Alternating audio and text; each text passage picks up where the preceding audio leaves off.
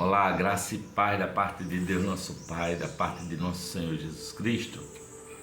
Seja com você, esteja você onde estiver, quando estiver, se por aqui você chegou, se inscreva no canal, ative o sininho para receber os nossos vídeos, curta, comente, compartilhe para que o perfume de Jesus se espalhe por todo mundo. Aqui atrás, ó, um quadro meu da minha fase surrealista. Você vê que tem postes no mar, né, ou num rio, dentro d'água, né, em perspectiva, uma lua cheia, uma cidade ao longe iluminada. Eu fiz uma exposição chamada Sonhos há alguns anos atrás, e essas pinturas dessa exposição chamada Sonhos eram com essa característica surrealista, né, que só é possível no sonho. Na realidade, não é possível até hoje você ter uma sequência de postes dentro de um mar, né?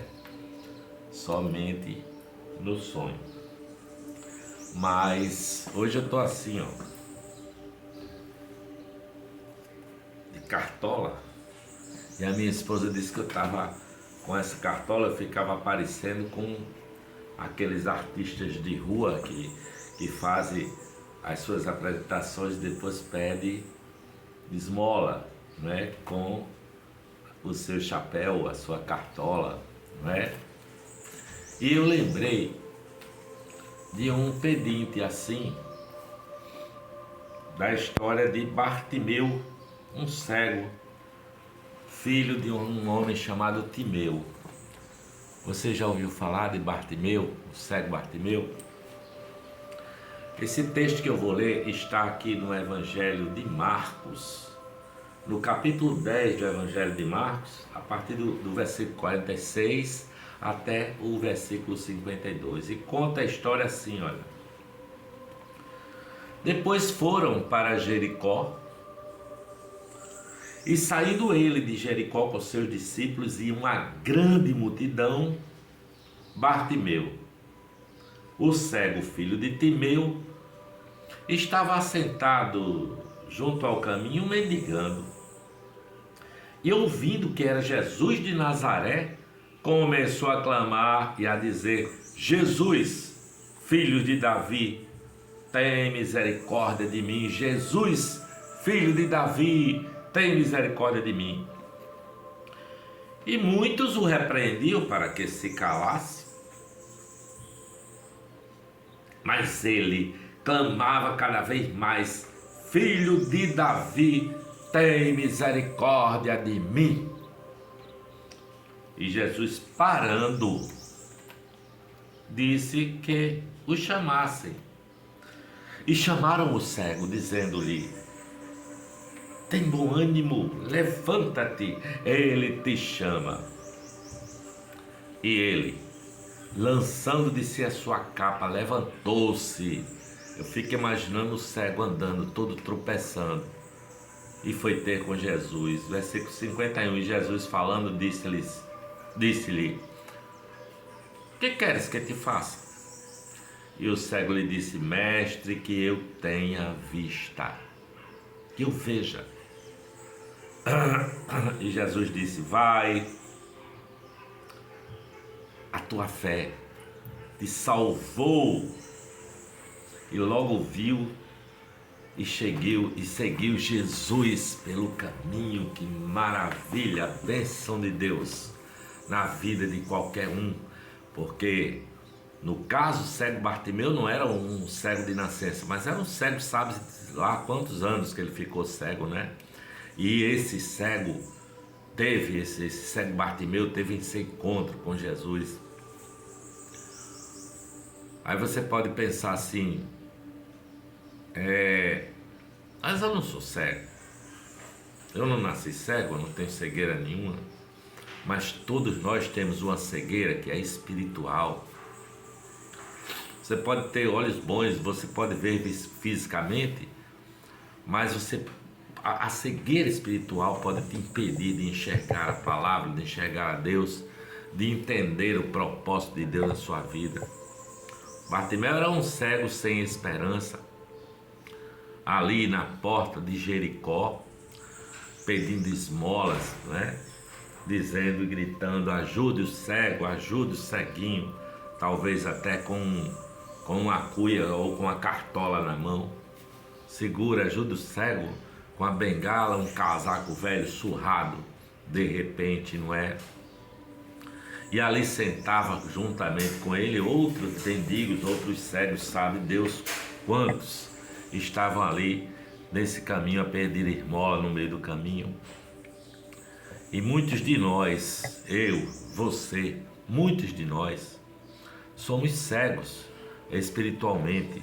Eu já tive uma cegueira espiritual muito grande de fazer o que achava que era certo, de andar conforme os meus próprios desejos.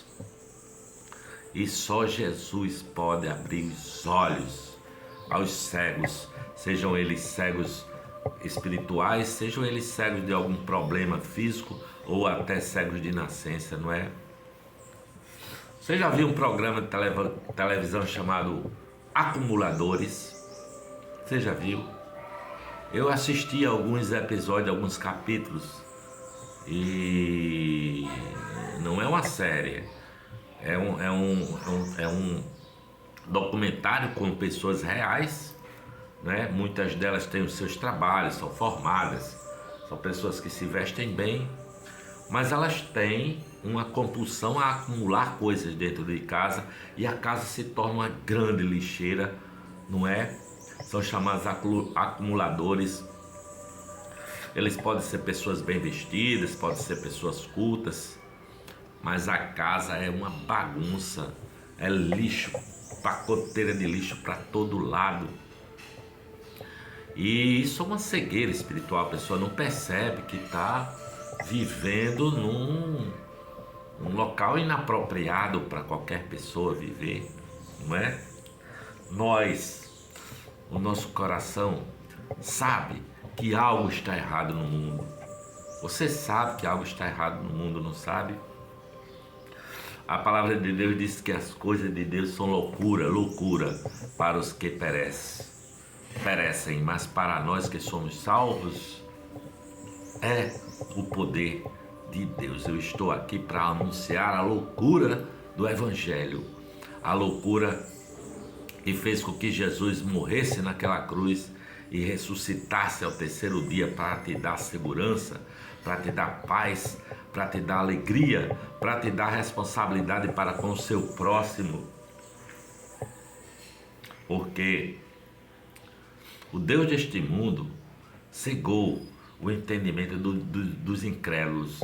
O Deus desse mundo, também chamado diabo, não é? Está descrito em Ezequiel capítulo 28, está descrito em Isaías capítulo 14.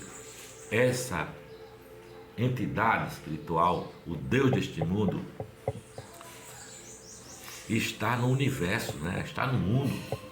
Há um mal no mundo, mas a palavra de Deus diz que ele, juntamente com seus anjos, será lançado no lago de fogo e enxofre, que significa extinção.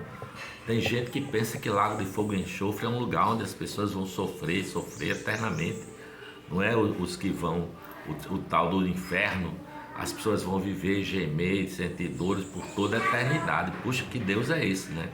E criaria um lugar assim, mas é um lugar de extinção, onde todo o mal será extinto, onde o diabo será extinto, onde os anjos do diabo serão extintos, e todos os que não se converteram, que praticam o mal e praticaram o mal a vida toda e nunca se arrependeram, serão extintos.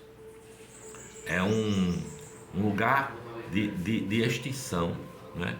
Na verdade, que Deus já venceu todo o mal, já venceu o diabo, e Deus venceu na cruz do Calvário. Ele venceu por nós, e muitos de nós não conseguem enxergar, não conseguem entender isso, porque somos cegos espiritualmente. Assim como Bartimeu era cego espiritualmente e cego fisicamente, não é?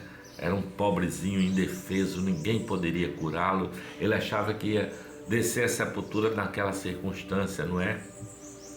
Mas Bartimeu ouviu ouviu sobre um certo Galileu que estava andando pelas aldeias e curando muitos, ajudando e pregando, não é, uma nova palavra.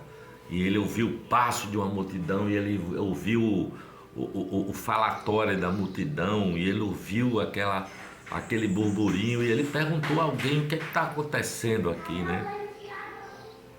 E insistiu, e alguém que estava ali perto dele disse: rapaz, Jesus de Nazaré está passando. E ele não contou conversa, começou a clamar: Jesus, filho de Davi, tem misericórdia de mim. Jesus, filho de Davi, tem misericórdia de mim. E os outros começaram a repreendê-lo, sabe? Começaram a dizer: olha, cala a boca, você é um mendigo rei sem futuro, fica quieto. Mas quanto mais diziam, mais ele clamava: tem misericórdia de mim, filho de Davi. Não é? Porque na verdade o que nós precisamos de Deus é a misericórdia de Deus. Todos nós precisamos da misericórdia de Deus, não é? Porque Ele vem, a sua misericórdia vem nos limpar de todo pecado, nos purificar de todo mal, não é? E você nunca enfrentará uma condenação, porque os que estão em Cristo Jesus já passaram da morte para a vida, já estão limpos diante de Deus, porque o sangue de Jesus nos purifica de todo o pecado e nos dá a salvação. Eu sou um pecador. É preciso que você se reconheça como um pecador e peça ajuda ao Senhor. Ajuda-me, Senhor. Eu sou um pecador, porque o Senhor já pagou o preço naquela cruz, ressuscitou para a tua justificação, para nos dar a garantia da eternidade. O cego Bartimeu clamou ao único que poderia ajudá-lo. A palavra de Deus diz que não há nenhum outro nome dado entre os homens pelo qual devamos ser salvos. Só o nome de Jesus, não é? Portanto, como disse um dos discípulos: para quem iremos nós, Senhor? Quando Jesus disse: vocês querem ir, podem ir. Né? Se alguns estavam deixando de caminhar com ele, ele disse: vocês também querem ir? Podem ir. E Pedro disse: Senhor, para onde quer? Para quem iremos nós? Só tu, Senhor, tens as palavras de vida eterna, porque ele disse: eu sou o caminho e a verdade e a vida, e ninguém vem ao Pai se não for por meio de mim. Você pode encontrá-lo, meu amigo, minha amiga. Eu não sei qual é a sua cegueira espiritual, eu não sei quais são as suas circunstâncias de vida, eu não sei que aflições você está atravessando, mas por aqui, pelo nosso vídeo, o Espírito Santo está falando com você. Venha agora, sabe? A palavra de Deus diz que agora é o dia da salvação, é quando você ouve, quando você entende, quando alguma coisa no seu coração diz: puxa, isso faz sentido para mim. É o dia da salvação, é o dia de você reconhecer Jesus como seu Salvador. Jesus pregou para multidões, às vezes, sei lá, 15, 20 mil pessoas, mas ao clamor de um desprezado, de um pequenino, de um excluído da sociedade, que era o cego Bartimeu, Jesus parou, não é? Chamou, se dirigiu para ele, sabe? Jesus parou no momento da sua morte para observar e acolher aquele ladrão da cruz, que olhando, reconhecendo nele a divindade, disse: Senhor, lembra-te de mim quando entrares no teu reino. E Jesus, no meio da sua dor, nu, preso, sangrando, morrendo naquela cruz, ainda teve forças para dizer: a ti te digo, ainda hoje estarás comigo no paraíso. Porque você pode estar no meio de uma multidão sem ter, como ovelha que não tem pastor, mas Jesus vê você como a única pessoa do mundo. Ele conhece as suas lutas, Ele conhece as suas dificuldades. Jesus morreu por você, para te dar salvação, para te dar a vida eterna, sabe? Aqui no Evangelho de Lucas, capítulo 19, versículo 10, eu vou ler, diz que ele veio buscar e salvar o que se havia perdido. Jesus chamou o cego Bartimeu e disse: que queres que eu vos faça? Que queres que eu vos faça?